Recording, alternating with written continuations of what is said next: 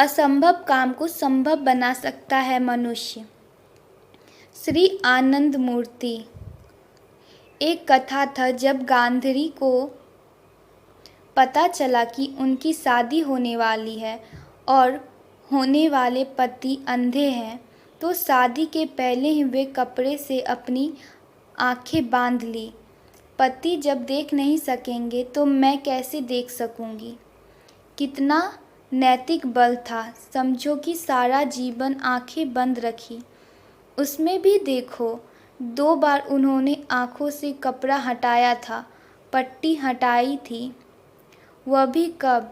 एक बार पति के आदेश, धृतराष्ट्र के आदेश से, दूसरा कृष्ण को देखने के लिए। गांधारी को कितना नैतिक बल था, इतना तो उदाहरण हम लोग को मिल गया। दुर्योधन, दुशासन आदि शक्तिशाली बने और कभी लड़ाई में इन लोगों की हार नहीं हो। इसीलिए धृतराष्ट्र बोले, तुम लोग माँ के पास जाओ और आशीर्वाद मांगो और माँ से कहो कि एक बार तुम लोगों की ओर देखें। उनमें इतनी शक्ति है कि उनके एक बार देखने से तुम्हारा शरीर लोहा के समान मजबूत बन जाएगा।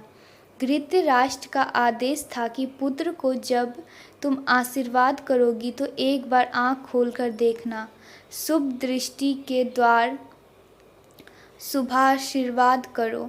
धृतराष्ट्र ने कहा कि तुम माँ के सामने जाओगे, एकदम नंगा होकर जाओगे, ताकि पूरे शरीर पर एक रक्षा कवच हो जाए। शरीर कभी नष्ट नहीं हो, कोई मार नहीं सके। जहाँ वे तागेगी वह सब भाग मजबूत बन जाएगा। लड़के लोग कुछ बड़े हो गए थे, इसलिए पहनकर गए थे, एकदम नंगा नहीं थे। तो शरीर का थोड़ा सा भाग जो जंघिया से नीचे था वह नरम रह गया और बाकी भाग जो गया कड़ा। यह बात पांडवों को मालूम था, किंतु पांडव लोग जानते थे कि कौरव का शरीर नाभि के ऊपर लोहा के तरह कड़ा है, इसलिए जो भाग जंघिया से ढका था उस पर चोट नहीं मारने से वह मरेगा कैसे। इसलिए भीम को वैसा करना पड़ा था।